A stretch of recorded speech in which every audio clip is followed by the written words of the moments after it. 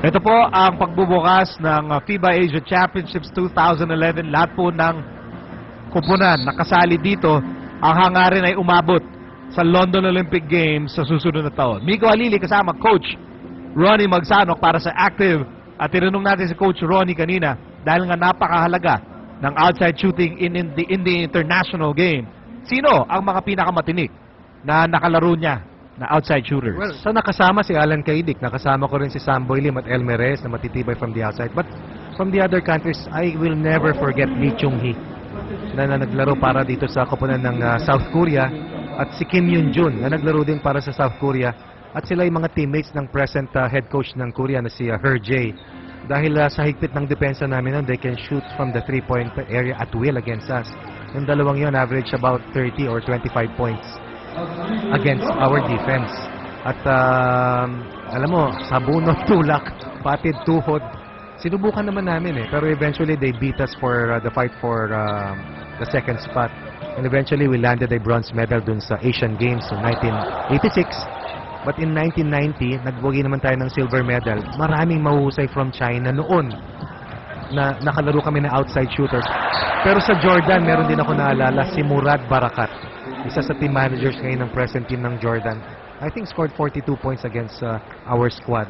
Of course, yun yung 1986. At iba na rin yung mga manlalaro na aming nakaharap noong 1990 sa Beijing Asian Games. Of course, in 1990 Beijing Asian Games, yun yung first All-Pro. Tama, Diba? tama. With Coach Sonny Jaworski, Jaworski. assistant coach was Norman Black. Ayan, nagsama-sama na yung mga idolo dyan. Mon Fernandez, Yes. Benji, Alvin was there. Diba? Hector Calma. Chito Loizaga. Chito Loizaga, yes. Pati yung mga North Korean shooters, napakarami. At meron din kami nakaharap from UAE noon na napakahusay, played in the US NCAA. Si Albadal. Hindi namin mabantayan ni Hector talaga yun, kung kaya dinala na lang namin siya kay Chito Loizaga para maramdaman niya. Chito, ikaw nang bahala. Hindi yung Great Wall of China, kundi yung pader mula sa Intramuros. Kaya sira-sira. 76-35, 8:45 remaining. Well, at least now we're all feeling a little better. Mas maganda na yung mood nating lahat as we are watching this kasi Kanina nalamangan tayo kasi 5-0. Oo, tsaka nung sinimulan po natin yung ating coverage, yung ating broadcast, obligado kami ni Coach Soren na sabihin sa inyo na si Marshall Lassiter at si Chris Latz ay hindi po pinayagang maglaro for the moment. Opo. Because they are now being required to submit certain documents. Tama, para mapatunayan na na-acquire nila yung Filipino citizenship nila bago mag-16 years old. But definitely, yung passion nitong natitirang 10 players at yung energy sa depensa, yan ang ating naging sekreto rito. Only giving up 12 points in the first quarter, another set of 10 in the first pala, another set of 10 in the second. Samantalang third quarter, 13 points lamang ang ating pinayagan para sa United Arab Emirates. By the way, itong eligibility, hindi lang po tayo ang apektado. Yung Qatar ang hindi po ng epekto sa kanila. Sa 12 manlalaro para dito sa koponan ng Qatar, 7 na lamang po ang matitira hanggat maisabit nila yung kanilang mga document. Of course, itong Qatar is a Gulf country na isa sinasabing isa sa mga contenders. Sinasabi mga siyam ang matitining na contenders kontra dito sa koponan ng Iran. Ibrahim Ahmad challenging Ranadel de Ocampo. Ito si Japet, reverse layup, no go. Here's Khalil Salem, who's very active, 20-year-old para dito sa UAE. Abdallah, pinasa, touch passing by UAE, something we have done well sa larong ito. Well, Miko, yung mga bagong European coaches for different Asian nations, kung alam nilang hindi sila ganun magiging competitive, kinukuha na nila yung mga batang players. They're looking at the future. Perhaps they have drawn up a 3-year program or a 4-year program for themselves. And they have put in the new blood sa kanilang mga kupunan. Something that what we were able to do since 2009. Kung kaya ito na yung parang culmination ng 3-year program ni Coach Raiko Toroman, and we're shooting for the stars, so to speak. Looking to make it to the quarters, past the semis, and eventually hoping to land doon sa laban para sa kaisa-isang slot na mapupunta sa magkakampiyon po dito sa FIBA Asia, doon sa Olympiada in 2012. Coach Ronnie, I wanted to ask you, with 7:22 remaining dito sa fourth, nung binuo itong Smart Gilas, and the direction was kumuha ng mga collegiate stars. Diba? Yan, Chu, Barroca, Casio, Baracael. Did it remind you of 1986? Yes. Because a lot of Yes. people remember 1986 quite fondly. Yes. Kasi all amateur yun eh. Yes, totoo. Naniniwala ako rin.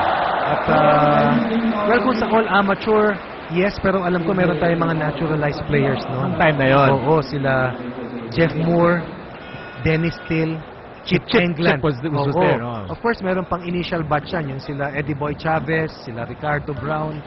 Meron pa yan. Pero the 86 batch was a different one. But of course, it was a program that was started by a former ambassador, Danding Cuanco, in the early 80s. And I think it's pretty similar to this campaign by SBP in developing young players and forcing them na matutunan and to stay together and play the international competition, the international game for a long period of time. If it's Raiko Toroman now, it was Ron Jacobs then. Yes. At kung ito, nice move there by number 6, no, si Ahmad. You know, kung ngayon nakatatak na sa Gilas, guys like Barroca, Baracael, Chu, Lassiter, Lats. Nung 80s naman, tumatak naman sa NCC program, Dignadice, Hector Calma, Franz Sambo, Pumare, yan, diba? Elmer Reyes, Oo. Alfie Almario, Diba? Teddy Alfarero. Yan naman yung tumatak doon kasi nga ang tagal nilang magkakasama. Yes. Okay, may timeout po tayo dito. Right now, kontrolado po natin ang second half. We'll be back in a moment. So sa ngayon po, si Ibrahim Ahmad ay nasa free throw line. Ito yung mga panaka-naka, no, na magagandang conversions ng UAE, but for the most part, Smart Gilas has dominated this ball game. We'd like to dwell on yung malaking balita, no, na nasaga po natin right before jump ball, na itong ang si Lassiter at si Lats ay hindi pinayagang maglaro. Ngayon, may mga nagtatanong, hindi ba pwedeng ipasok na sa lineup itong si Dylan Ababo? And Ababo is here, by the way, ano? He was part of this trip as Khalil Salem scores. Hindi, paano yung Coach Ronnie? Pwede bang isama bigla-bigla sa lineup si Dylan Ababo? Well, pwede mo silang isama sa biyahe. Dahil Pero naman hindi pwede nagsilbi sila sa pagprepara. Nandiyan din si Jason Ballesteros. Okay.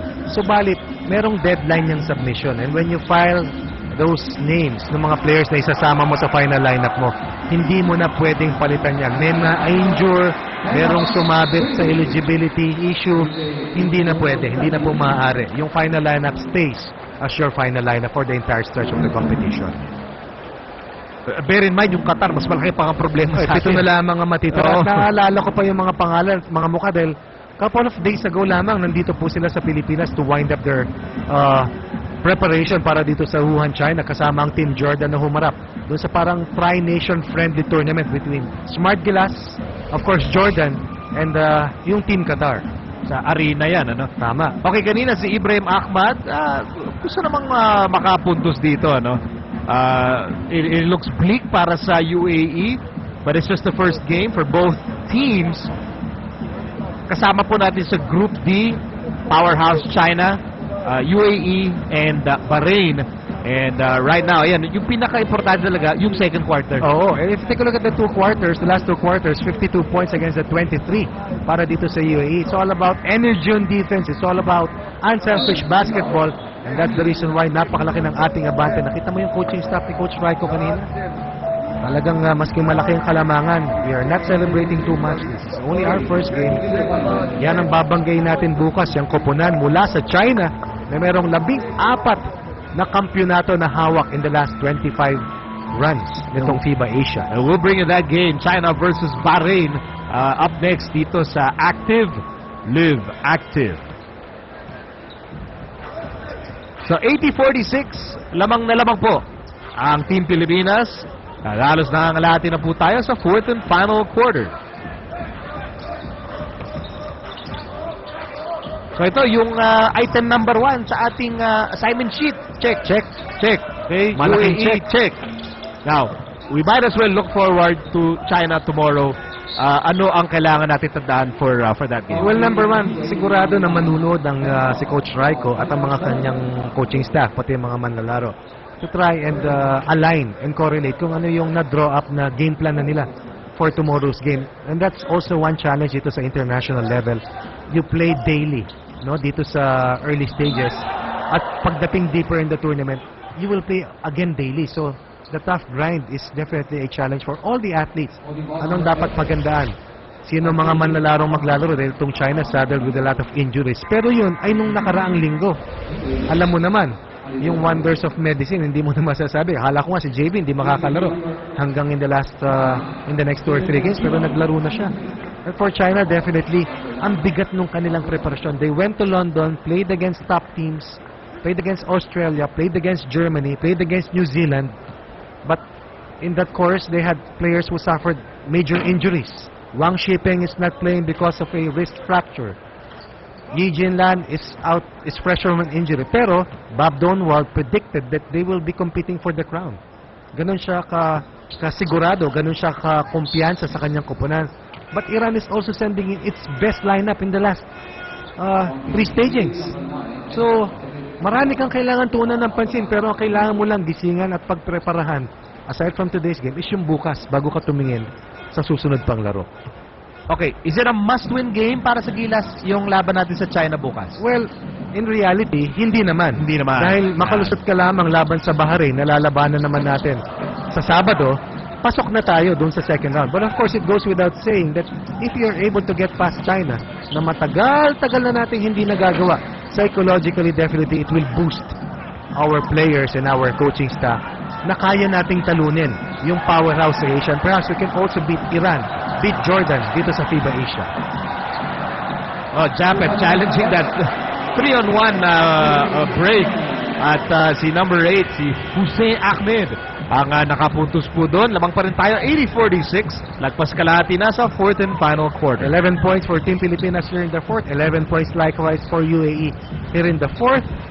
Subalit ito, napakalaking abante pa rin para sa Pilipinas.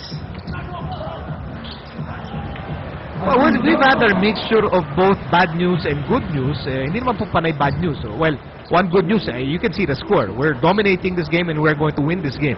The other piece of good news, we saw JB Casio play. Yes. And we also saw that itong si Ranidel, Kelly Williams, and Jimmy Elapag could blend in dito sa mga dating miyembro ng lineup ni Coach Raiko Toroman. Sinabi rin ni Coach Raiko, yung cohesion might be a problem. Dahil merong ng late additions dito sa kanilang lineup. Wala si Ababu, of course, itong si Barakel is playing a different position. Kung kaya, ibang combinations ang kanyang susubukan. Subalit, eto na supposedly the best 12 players that will fit into the system ni Coach Raiko Toroman ang kanyang sinama dito sa Wuhan, China. Kumbaga all-in si Coach Raiko dito sa 12 players na kasama niya rito sa China. Well, this is the ultimate tournament. The goal is to make it to the London Olympic Games. Of course, ang top, yung second and third na hindi makukuha yung kampyonato ay meron pa rin chance makakasali sa isang tournament weeks before the London Olympics. But we have to put that into context. Iayos mo yung perspective kasi rito. may oras pa naman tayo dito, Yes. na 3 and 12 remaining in a one-ball game for Smart Gilas. If hindi po tayo mag-champion dito and we face play second or third, sasali tayo dun sa Olympic qualifiers. And Asi has played so well tonight. Great game for Asi. At sa ngayon, ito nga, yung Olympic qualifier, ang kasali po dyan, yung mga European teams na hindi papasok sa London na agad. Napapanood din po nyo sa active. Diba? Maliban dun sa European teams, you will also face yung third, fourth, fifth places sa FIBA Americas. Yes. Okay, sino po yan? Dominican Republic. Puerto Rico. Yung Dominican Republic, may Al Horford, may Charlie Villanueva, okay, at may Francisco Garcia. Yung Puerto Rico, may Carlos Arroyo, Jose Barea, tsaka JJ Barea. Mayroon pa silang 7-footer na si Daniel Santiago. Si Renato Bachman. Si Bachman kasama rin. Yung Venezuela, may Grivis Vasquez. Ibig sabihin po, yung antas po ng mga kalaban doon ay hindi po pipitsugin. Baka mas mahihirap pa nga Yun na nga yung isang argument dyan na baka mas mahirap pa nga yung pagsali sa Olympic qualifiers. It's a tougher road to get to London than it is to try and win FIBA Asia. Walang duda. See? Walang Yan duda. ang ano dyan. Yan ang diskurso po dyan.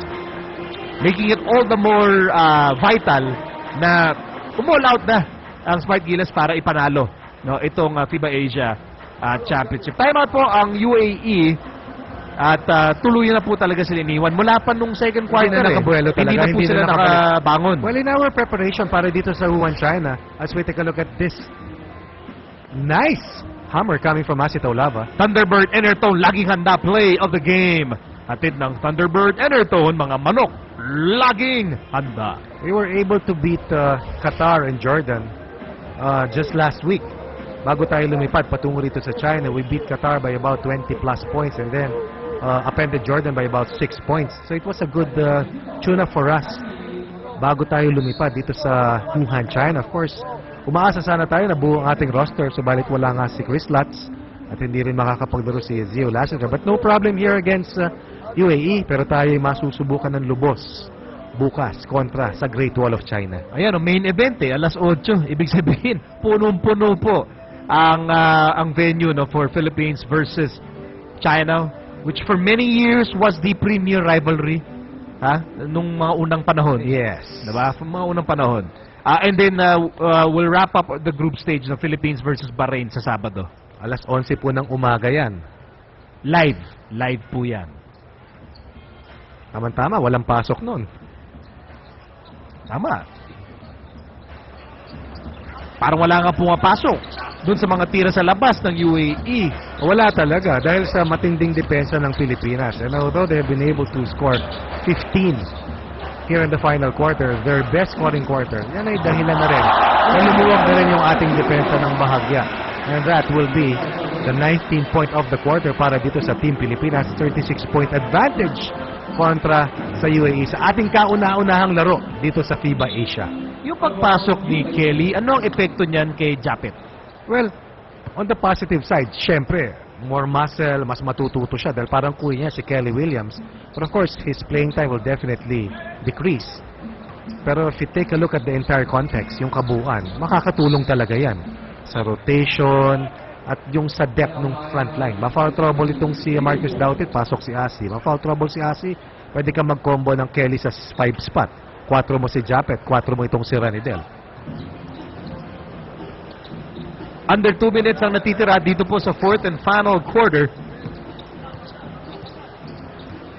Smart Gilas will open its campaign on a rousing note despite all the bad news that it received before the game.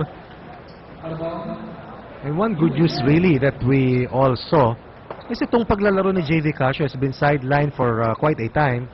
He's moving okay. Moving okay, very quick at makita mo, walang limp tayong nakikita. And, makikita mo talaga yung disiplina rin ni JV dun sa kanyang rehab para makabalik at makalaro para dito sa ating national squad. You know, there are a lot of players here now with so much talent, so much experience, like Asi Taulava, who's just having a sensational game. Probably Asi Taulava is playing in his last international competition. But definitely Asi has decided and prepared the mindset of giving it his all. Makita mo yung nagpapayat siya, is very lean, showing still a glimpse of quickness. Pero what he brings in really his international experience and his willingness to play the tough interior defense para dito sa ating koponan. And he has really embraced yung kanyang papel, no, as parang big brother. Parang mentor na yan. Oh, parang kuya talaga, manong ng Gilas. Manong, oo. Manong Asi. Oo. Well, ngayon, nakaka-shoot na sa labas ang UAE kasi wala na. No pressure now with this mammoth lead by Smart Gilas.